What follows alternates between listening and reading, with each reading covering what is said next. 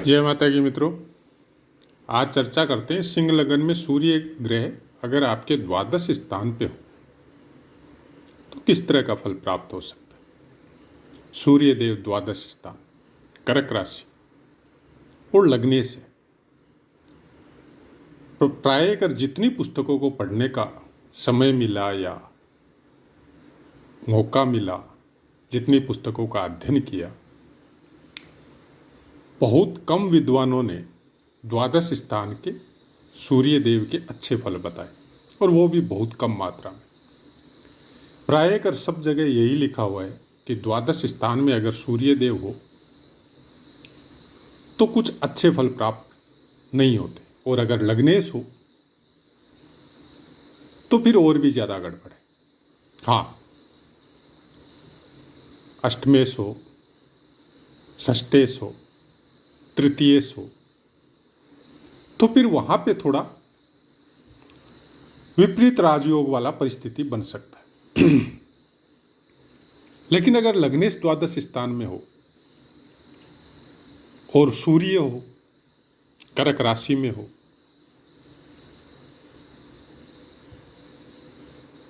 तो आपको डिस्टर्ब करता है,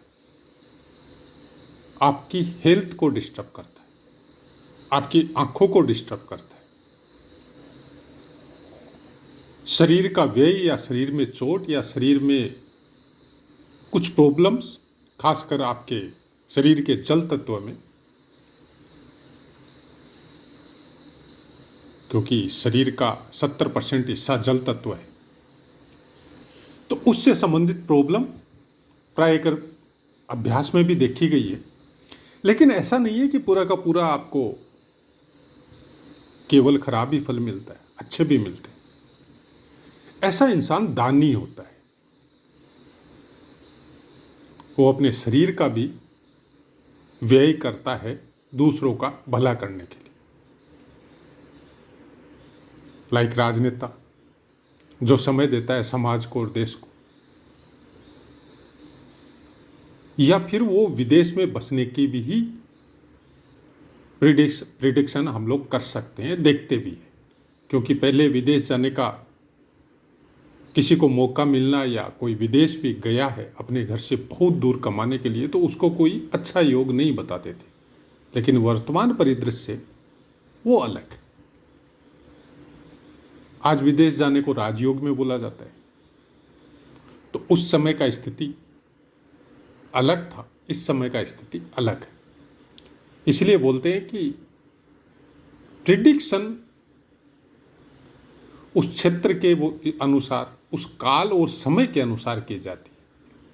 आज अगर किसी को मौका मिले, पढ़ा लिखा है, जॉब नहीं मिल रही है, और कहीं बाहर से कोई आपका कांटेक्ट हो गया और वहाँ पे आपको अच्छी जॉब ऑफर हो रही है, तो फिर वो जिस क्षेत्र में निवास कर रहा है वहाँ की बनिस्पत वहाँ जाना उसको ज़्यादा रुचिकर लगेगा। अगर सूर्य द्वादश,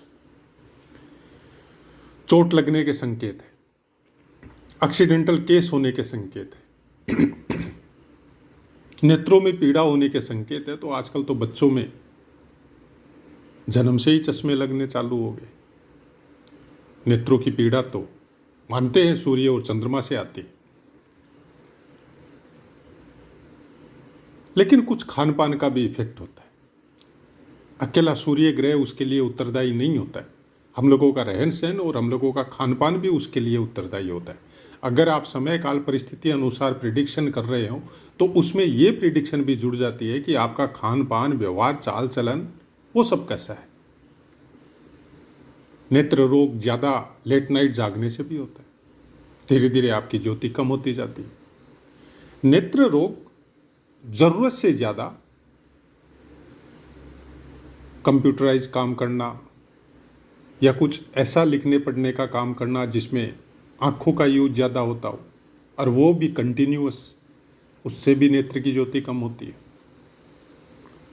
तो समझे कैसे? ये तो केवल एक सूर्य से तो आपका प्रिडिक्शन नहीं होगा, आपको ये भी देखना पड़ेगा कि चंद्रमा के अनुसार सूर्य कहाँ बैठा हुआ है, चंद्रमा या सूर्य दोनों साथ बैठे हुए, तो ये सब चीज़ें बहुत सा इफेक्ट करती है। नवमांस कुंडली में किस तरह से विराजमान है, हो सकता है नवमांश कुंडली में आपका सूर्य लग्न में विराजमान हो, सिंह राशि पे विराजमान हो, तो पूरा का पूरा प्रेडिक्शन चेंज हो जाता है। लेकिन जब लग्न कुंडली को जब हम लोग देखते हैं तो हम लोगों को लगता है इसका सूर्य द्वादश स्थान में, ये घर में तो शांति से नहीं रहेगा। तो क्या ऐसा जरूर सोच सकते। ऐसा आदमी घर के बाहर सुखी होता है, घर के अंदर उसको घुटन महसूस होगी। वो लोगों के बीच में बैठना, लोगों के साथ बात करना, हित या अनहित की बातें दूसरों के साथ बैठने में उसको कुछ ज़्यादा खुशी होती। घर के अंदर वो थोड़ा बंधा हुआ अपने आप को महसूस करता है।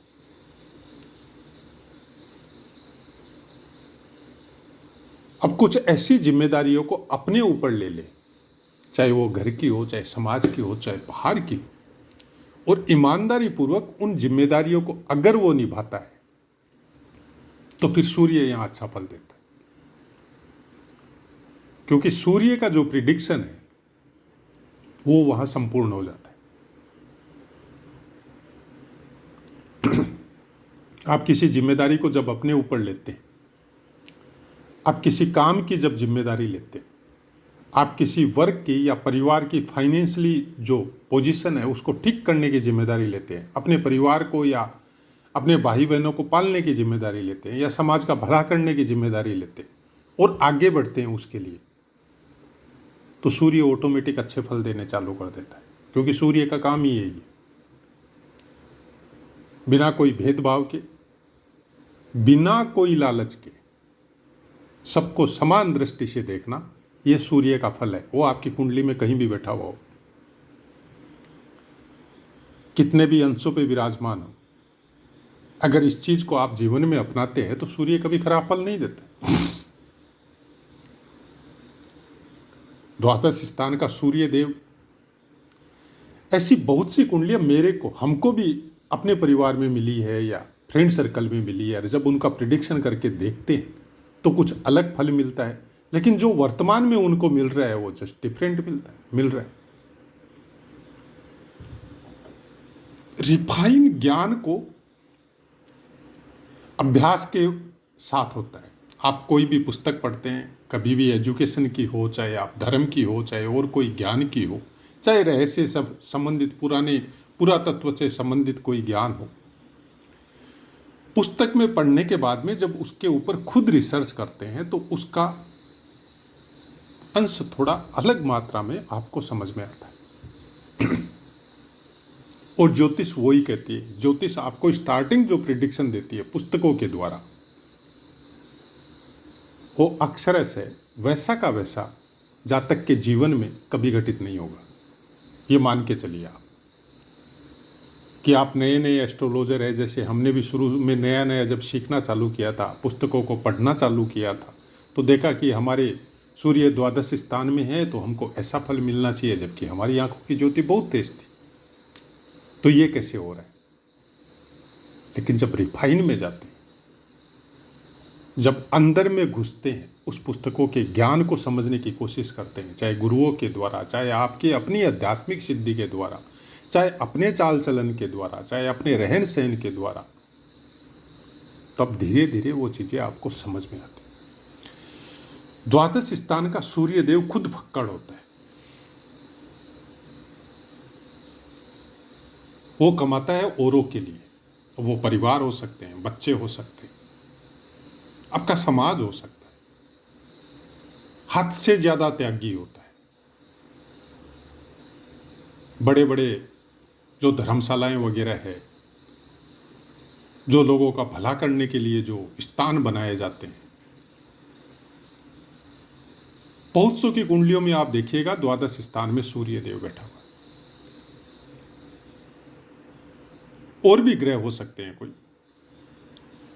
लेकिन द्वादश का सूर्य आपकी ज्योति को बहुत समय तक जीवित रखता है, आपके नाम को। लेकिन कुकर्म अगर कर रहे हैं तो भी नाम को जीवित रखता है, क्योंकि फिर नेगेटिव रूप में आपको याद किया जाता है।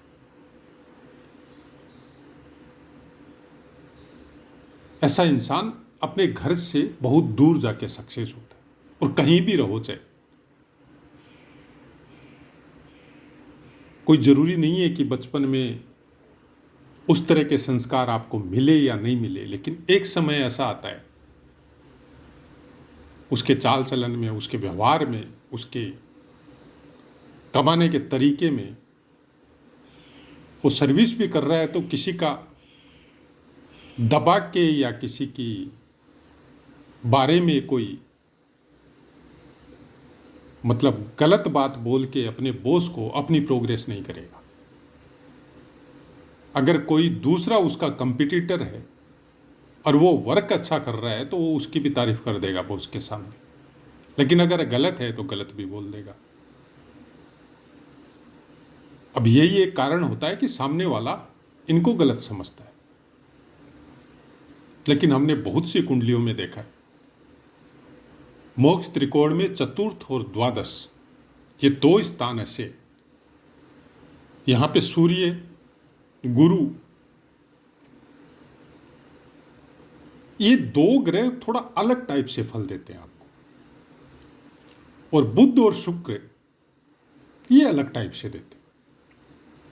सूर्य और गुरु का आदमी धीरे धीरे आध्यात्मिक होता है। बुध और शुक्र का आदमी जैसे जैसे उसकी उम्र बढ़ती है वो मोक्ष की तरफ नहीं जाके भोगों में दिन प्रतिदिन उसकी रुचि बढ़ती जाती है। इसलिए हम लोग समाज वगैरह में देखते भी हैं कि जैसे जैसे उम्र बढ़ रही है आदमी भोगों के पीछे और ज़्यादा पागल होते जा रहा है। लेकिन जिसके सूर्य और गुरु बैठे वो धीरे धीरे छोड़ते जाता है, वो ईश्वर की तरफ अपने ध्यान को डाइवर्ट करते जाता है। दूसरों का दुख देख के दुखी होना, दूसरों की सहायता करना, दान देने की प्रवृत्ति होना। अब दान में ऐसा है कि हो सकता है फाइनेंशियली स्ट्रांग नहीं हो, तो जो उसके पास है वो देने की कोशिश करता है। शारीरिक सुख है तो वो शरीर के द्वारा लोगों का भला करने की कोशिश करता है। ज्ञान का सुख है तो वो फ्री में आपको ज्ञान देने की कोशिश करता है। तो ऐसा कुछ सूर्य का फल आपको द्वादश स्थान में देखने को मिलेगा, लेकिन शारीरिक पीड़ा होगी, ये बात सही। पेट में प्रॉब्लम हो सकती है, आपकी डाइजेस्टिंग पावर गड़बड़ हो सकती है, क्योंकि कर्क राशि थोड़ा आराम मिल सकता है अगर चंद्रमा का प्लेसमेंट अच्छा हो तो, लेकिन फिर भी जैसे आपके डाइजेस्टिंग पावर में कोई प्रॉब्लम हो, किडनी में कोई प्रॉब्लम हो या ब्लड में कोई प्रॉब्लम हो, अत्यधिक गर्मी की वजह से बीपी हाई और लो वाला चक्कर, ये सब चीज़ें आपको द्वादश स्थान के सूर्य देव कर्क राशि में बैठने की वजह से आपको प्राप्त हो सकती है। अब इन सब से बचने का तरीका क्या है? प्रारब्ध के भोग जो शरीर में लिखे गए हैं उनको भोगना तो पड़ेगा, उससे बच नहीं सकता, हम भी नहीं बच सकते।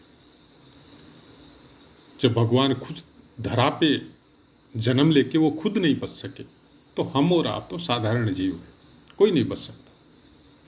बड़े बड़े साधु संत जो मोक्षगामी हुए हैं यह अभी भी है, अपने मोक्ष की यात्रा पे निरंतर अग्रसर है। वो लोग भी शारीरिक पीड़ा को भोग रहे हैं, लेकिन उनका भोगने का तरीका अलग है।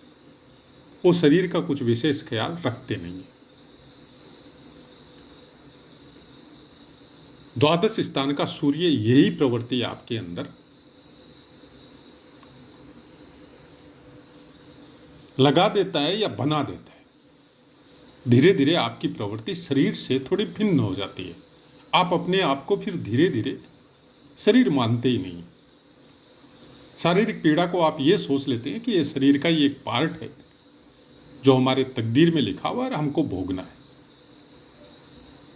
कहीं से केतु और गुरु का अगर साथ मिले तो फिर वो चीजें भी वो प्राप्त कर सकता है जो आम इंसान के बस में नहीं है। लेकिन उसके लिए आपको वैसी परिस्थिति, वैसे विद्वान या ज्ञानियों का साथ, भक्तों का साथ, ईश्वर में रुचि, चाहे आप किसी भी पंथ या धर्म से कनेक्टेड हो, उसके प्रति समर्पण का भाव, तब जाके फिर सूर्य का फल, मतलब सोच नहीं सकता इंसान। और ये सब बातें बताने का मतलब क्या है? बताने का मतलब यही है, एक तो इस चैनल का नाम ही हमने यही रखा है और हमारी कुछ प्रवृत्ति इसी टाइप की है। हम ग्रहों को हमारा आने वाला कल में हमको कितना सुख मिलेगा, परिवारजनों से सुख मिलेगा कि नहीं, पैसा हमारे पास होगा कि नहीं, ये सब चीज़ें देखने के लिए न तो हमने सीखा है न हम उसके लिए पढ़ते, हम उसके अंश को समझने की कोशिश करते हैं। कोई भी ग्रह खराब फल किसी को नहीं देता है, क्योंकि वो सब देव स्वरूप है और हम लोग उनकी प्रजा है। कोई माता पिता अपनी प्रजा को दुख देने की कोशिश नहीं करता। अगर वो देवता भी है कि कोई बीमारी हुई, माता पिता डॉक्टर के पास लेके गए, कोई कड़वी दवा अगर पिलाई गई, कोई इंजेक्शन वगैरह दिया गया, तो वो हम लोगों को ठीक करने के लिए देता है। मनुष्य जीवन इतना आसान नहीं है और जितने भी ग्रह है यही बताने की बारंबार कोशिश करते हैं कि आप अपने रास्ते को चेंज करो, आप शरीर नहीं हो। और द्वादश स्थान में बैठा हुआ ग्रह यही दिलवाता आपको। और सब चीज से सुरक्षा भी करता है। उम्र या आयु पूरी हुए बगैर आपको जाने नहीं देता है। तो बोलते हैं कि द्वादश स्थान में कोई भी ग्रह अगर बैठा हुआ होता है तो लंबी आयु देता है। और वैसे भी द्वादश स्थान की नहीं बोल रहे हैं, चतुर्थ और द्वादश दोनों की बोल रहे हैं। इन दोनों स्थानों में कोई ग्रह बैठा हुआ रहता है, तकलीफ देता है लेकिन आयु लंबी करता है। ये बहुत सी कुंडलियों में हमने देखा है। अष्टम स्थान को नहीं बोलते हैं, द्वादश और चतुर्थ को बोलते हैं।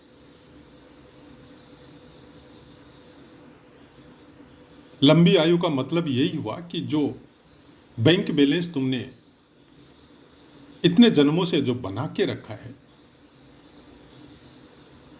अपने रास्ते को चेंज करो और इसी जन्म में भोग के चले जाओ।